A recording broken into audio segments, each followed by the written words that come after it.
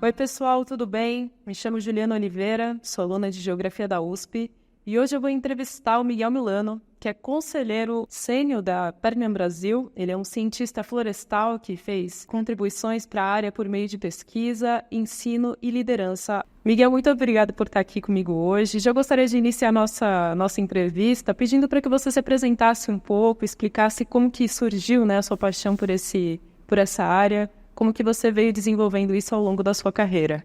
Oi, Ju. Obrigado por estar aqui comigo, né? Por liderar esse processo de conversa, né? E por facilitar isso. Eu nasci numa cidadezinha, ou melhor, não era uma cidade quando eu nasci, um lugar no interior do Paraná, na metade do século passado, vale a pena dizer. E um lugar que não tinha eletricidade, não tinha nada, a escola só ia até o quarto ano do que se chamava à época ensino primário.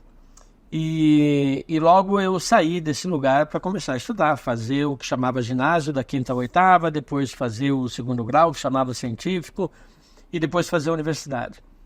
Desde os 11 anos eu passei a voltar para a minha terra, para o meu lugar, só nas férias, né? Então desde os 11 eu comecei a viver sozinho e esse espaço, esse lugar, era um lugar de natureza, simplesmente. Metade do século passado, metade do Paraná era florestas ainda, né? Era coberto de florestas. E a minha diversão, minha vida, o meu mundo era ir para a floresta, era ir pescar, era ir acampar, era colher o que a gente chama aqui, né, de pinhão, que é a semente, o fruto da araucária, e fazer essa pecada, que é assar o pinhão, né, no mato e coisa assim. E quando eu chego à época da universidade, eu não tinha muita ideia do que fazer e descobri uma carreira chamada Engenharia Florestal que falava que era para manejar bem as florestas. E aí começa uma carreira, eu resolvo seguir essa carreira e essa carreira me leva a uma sequência de fazer um mestrado, um doutorado e seguir por uma carreira acadêmica. Então fui professor 25 anos na Universidade Federal do Paraná e desde o início, né, eu caminhei pelo mundo da conservação nessa carreira acadêmica. Embora na minha formação básica de engenharia florestal eu tenha sido pouco ou nada ensinado a conservação, né, porque a orientação da carreira, no final das contas, era como usar bem, do ponto de vista econômico, as florestas, para um conceito de 1960, que era como cortar e como replantar, se fosse o caso, né, e eu querendo saber de conservar.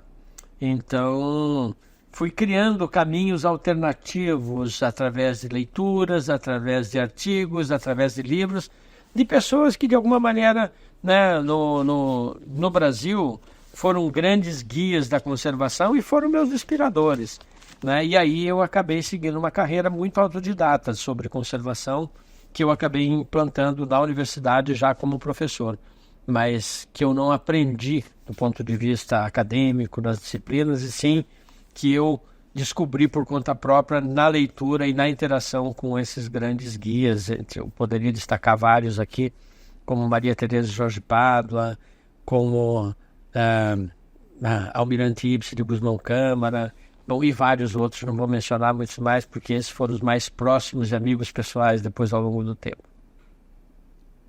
Perfeito, perfeito. Miguel, continuando aqui com a nossa entrevista, eu acho que é bacana a gente já fazer um aprofundamento sobre a questão da gestão de terras públicas, né? E sobre a ideia de que os cidadãos, eles são proprietários coletivos da terra e que também devem participar ativamente dessa conservação. Eu gostaria que você falasse um pouco sobre isso. Olha, Ju, a sua pergunta ela é super importante, mas ela remete para uma situação que a gente parece que tem que cuidar da terra pública e não da terra privada, tá?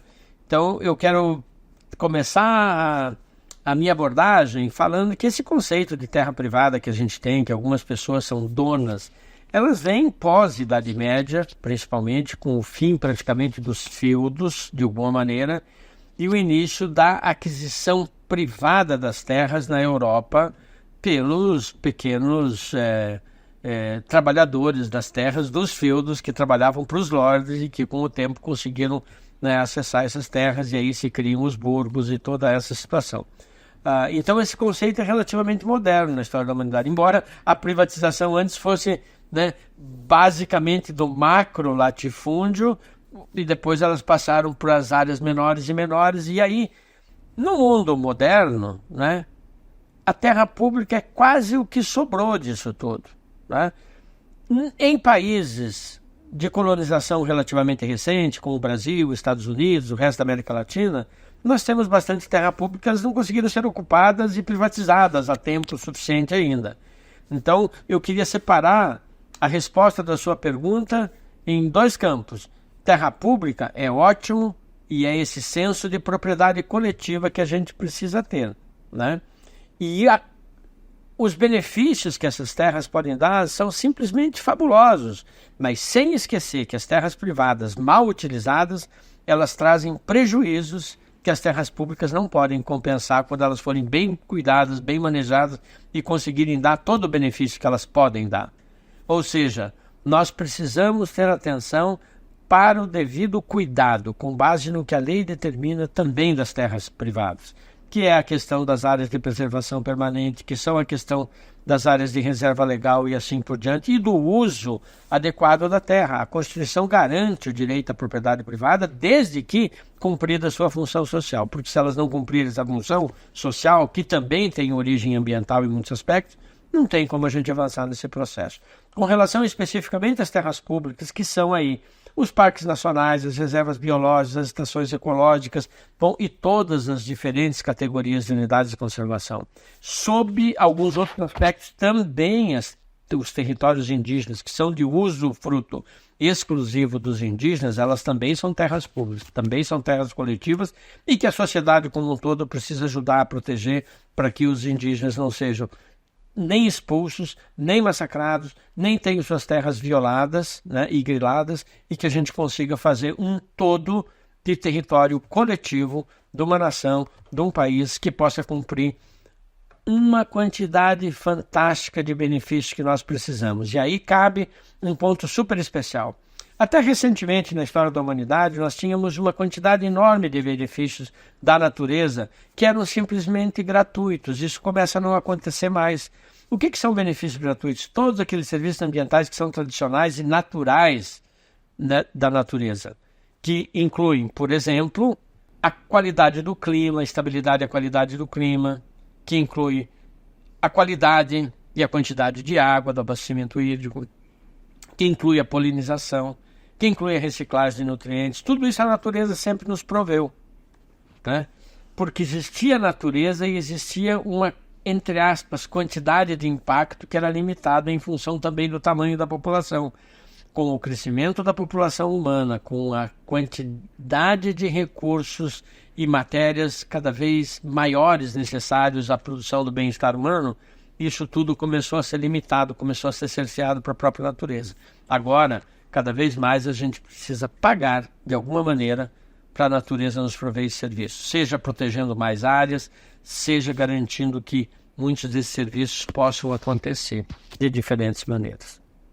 Bom, e voltando para esses serviços, principalmente assim, voltado na questão das terras públicas, como que os cidadãos e a humanidade de forma geral se beneficia dos serviços ambientais prestados nessas terras públicas? É difícil e é fácil a resposta, né? Quando você tem um desastre ambiental acontecendo no Rio de Janeiro, ou São Paulo, ou Bahia, ou agora em Santa Catarina, né, com deslizamento de encostas, com uma série de coisas, com rodovia sendo interrompida, a gente está vendo o prejuízo da falta de cuidado, muitas vezes. Tá? Quando está tudo estável, você está no benefício e você não repara que ele está acontecendo. Normalmente você percebe, as pessoas, os cidadãos em comum, percebem a perda, mas não o benefício no dia a dia. E é esta parte essencial que a gente precisa ajudar a construir. A consciência de que o benefício está ali se a gente proteger aquela área, se a gente cuidar daquela área. Não esperar o desastre, o prejuízo do acontecimento para correr atrás do prejuízo, como a gente fala. Então, em cima da sua pergunta, né, o que a gente precisa fazer? A sociedade como um todo precisa, entre aspas, tomar posse das propriedades públicas coletivas através da sua consciência e da cobrança que podem fazer para a administração pública, para o poder público, que deve ser os nossos representantes legítimos no processo, né, para que façam a coisa certa, para que cuidem, para que administram, para que protejam e para que a gente possa receber os benefícios disso e não correr atrás do prejuízo quando a montanha desaba, quando a gente perde a estrada, quando a gente perde a água de captação, porque alguma coisa errada aconteceu por falta de cuidado. Bom, pensando nesse longo prazo, né, já vindo para esse ponto, como que uma gestão eficaz de um território público pode contribuir para a sustentabilidade, pensando a longo prazo? Ora, quando nós tratamos das áreas protegidas, grosso modo, e das unidades de conservação em estrito senso, porque quando eu falo das áreas protegidas, eu estou falando de todo o conjunto de áreas, de territórios que a lei, no caso do Brasil, ou também dos Estados Unidos, ou da Europa, ou de outros lugares, e que a lei protege de alguma forma, e quando eu estou falando de unidades de conservação, eu estou falando daquele tipo de área que dentro do conjunto das áreas protegidas tem uma situação mais estrita, que daí são muito mais que tudo as áreas públicas, como parques nacionais, reservas biológicas e assim por diante, é a devida implementação das áreas, de acordo com o que rege o conceito técnico e a regra legal, que vai trazer os benefícios. Então, a devida implementação disso tudo, que configura com o devido planejamento, a contratação, capacitação e disponibilização de pessoas, de técnicos e não técnicos também capazes de tocar à frente o planejamento e fazer essas áreas acontecerem de uma maneira tal qual elas foram pensadas e planejadas, é que vai acontecer. Novamente, o que a gente está tratando aqui? Né? De políticas públicas capazes de fazer as áreas públicas existirem de fato e não serem usurpadas, surrupiadas ou griladas, como acontece hoje, por exemplo, no Brasil, na Amazônia. Miguel, já partindo mais para os desafios, né? Que obstáculos você consegue enxergar na questão da gestão dessas terras públicas para o bem público e quais são as potenciais soluções para essas problemáticas que você encontra ao longo do caminho? Eu acho que, da minha parte, eu posso dar duas respostas para você, João. A primeira é simples e óbvia, tá? Educar a população. E educar no sentido pleno. Na boa educação que eu espero que você esteja tendo na USP, mas que ela venha desde o caminho da base, lá do primeiro grau, sabe? Do segundo grau, né? Do ensino complementar e da universidade. Uma educação de qualidade. Porque com a educação de qualidade as pessoas vão ter capacidade, ou melhor, vão ter consciência, além de capacidade, para entender uma série de coisas. Né? E ao dizer isso, eu coloco o benefício e o ônus na educação. Sem educação de qualidade, não existe possibilidade. Então, esse é o grande desafio, né? Maior do momento. Em termos práticos, eu posso falar que o desafio é convencer a administração pública, os políticos de plantão e tudo mais que existe, em criar boas políticas públicas para fazer estas áreas, primeiro, públicas, unidades de conservação e áreas protegidas funcionarem como devem, com o devido recurso, com a devida quantidade de pessoal, com a devida implementação, para que elas aconteçam como elas devem acontecer. O que eu posso te dizer, Ju, é que existem inúmeros estudos no Brasil e mundo afora que fazem essa conexão com clareza. Por exemplo, aqui no Brasil existe um pesquisador da Universidade Federal do Rio de Janeiro, ou da Fluminense, não lembro bem, Carlos Eduardo Young, que tem, por exemplo, um estudo que correlaciona PIB brasileiro, PIB per capita especificamente, com o índice de desmatamento em municípios da área de ocorrência da Mata Atlântica. E há uma relação positiva entre melhor PIB per capita, em termos médios, né, em áreas com mais floresta do que com menos floresta, até porque o padrão básico é depois que você tira a floresta, você tem um monte de problema. Num primeiro momento, quando você está desmatando, você tem o valor da madeira, do não sei o que, as primeiras safras agrícolas que são boas. Depois começam todos os problemas de abastecimento de água, de erosão, de estrada que cai, de migração e assim por diante. Então, eu só usei como exemplo esse estudo do Cadu Young, né, porque são inúmeros os estudos que a gente tem mundo afora que trazem esta correlação. O problema é que a falta de conhecimento e de conhecimento de base da sociedade como um todo, das pessoas que formam a sociedade como um todo, para fazer as duas conexões, força com que a maioria das pessoas, e aí não é de boa fé ou de má fé, não interessa mais isso, força com que a maioria das pessoas vejam a conexão rápida e de curto prazo de que, por que proteger a área se eu posso usar? Dentro de um conceito que o uso só pode ser direto e ele diz respeito à ocupação da terra, quando a realidade não é exatamente essa, né? Então, essa é a maior dificuldade, entender que o resultado final positivo não é necessariamente pelo uso direto, pode ser pelo uso indireto, pelos benefícios que eu tenho. É como, digamos assim, eu vou à praia, eu usufruo da praia e eu não sujo, tá ótimo, né?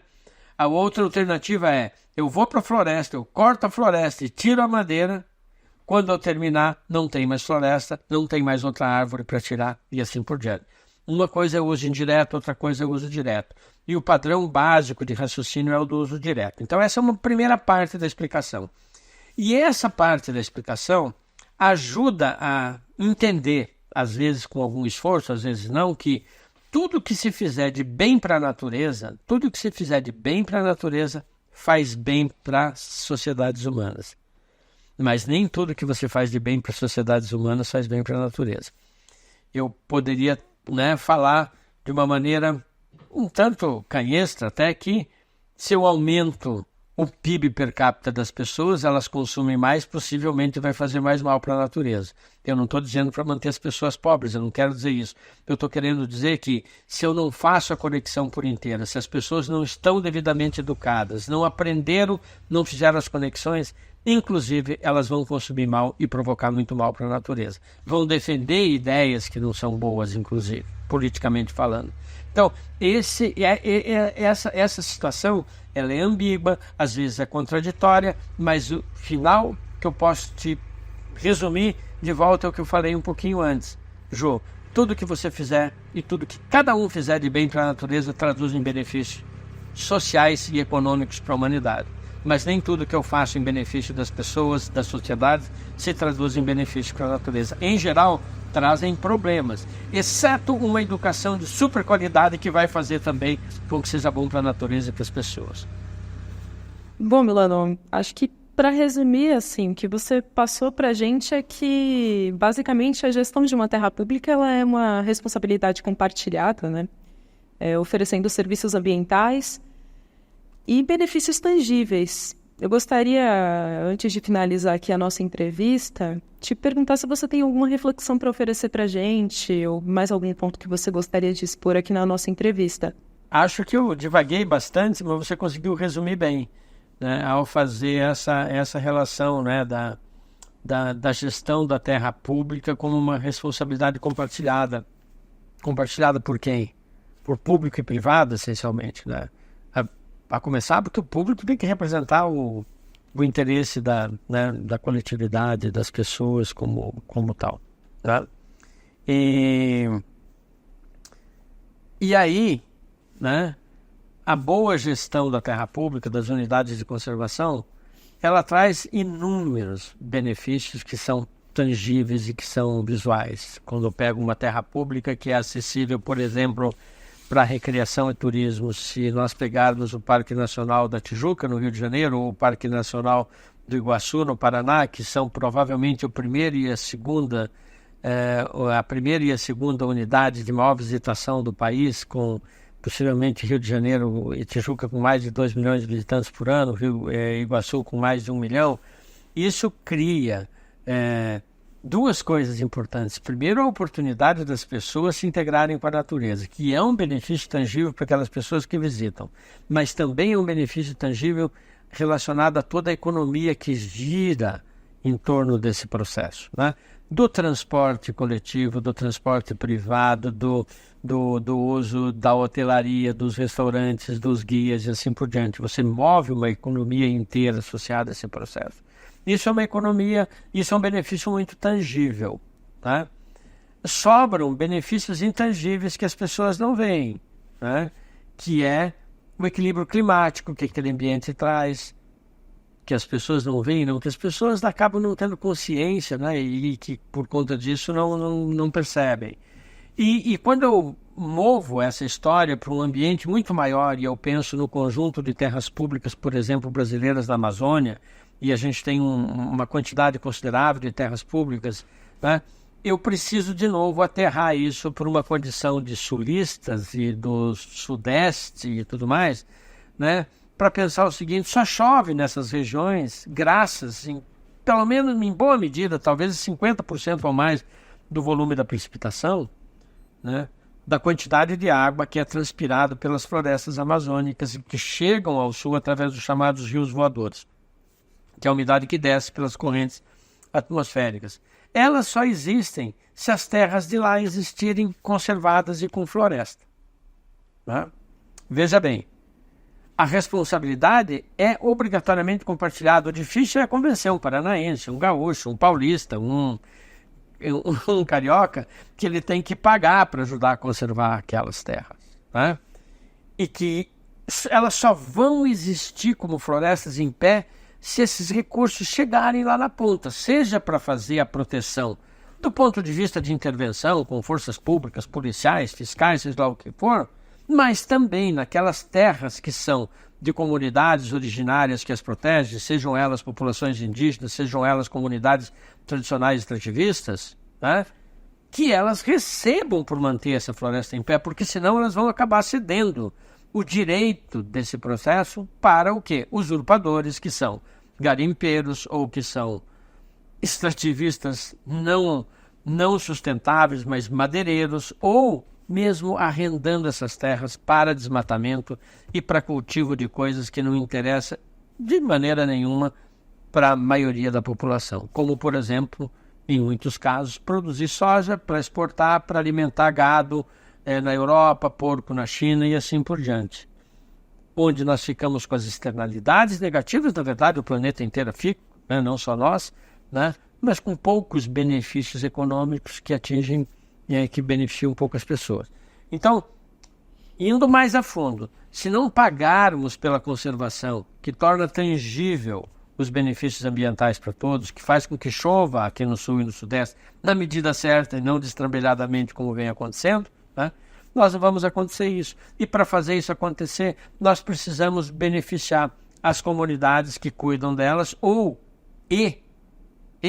as duas coisas juntos, na verdade, né?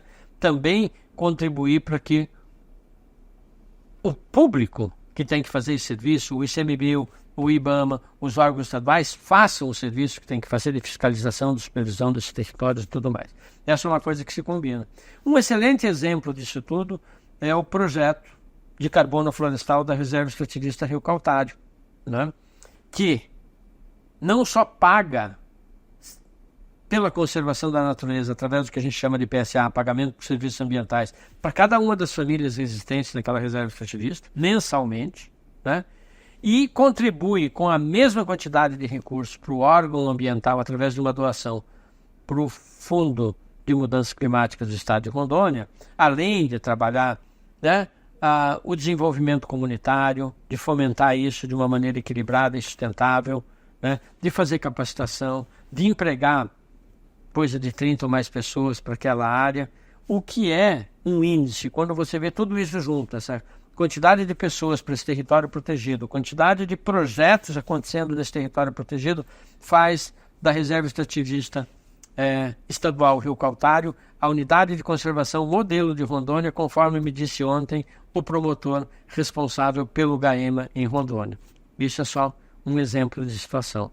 Existem outras possibilidades, mas eu destacaria a Reserva Extrativista Rio Caltário com esse pacote de ações que envolve desde o pagamento de serviços ambientais para as comunidades que no local funcionam como os guardiões da floresta, né, até o desenvolvimento comunitário e outras coisas que fazem com que também eles desenvolvam as suas atividades da maneira mais integradamente possível com a natureza, né, e o aporte de recursos ao Estado para que ele cumpra o seu papel, com um exemplo bem, digamos assim, prático e aterrado, pé no chão, do que a gente pode fazer em termos de bom manejo das terras públicas de maneira compartilhada entre público e privado, beneficiando a comunidade local.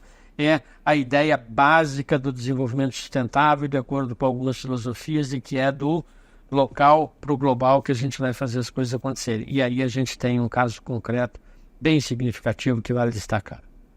Perfeito, perfeito. Milano, muito obrigada por compartilhar os seus conhecimentos, muito obrigada por compartilhar a sua visão. Estou muito feliz, eu te ouviria por horas a fio. Infelizmente, a nossa entrevista está chegando ao fim. Gostaria de agradecer a sua presença. Que você continue fazendo esse excelentíssimo trabalho que você faz. Obrigada. Eu que agradeço, Ju. Obrigado pela oportunidade e a tua simpatia toda aqui na entrevista. Faz tudo fluir melhor. Que isso, são seus olhos. Obrigada.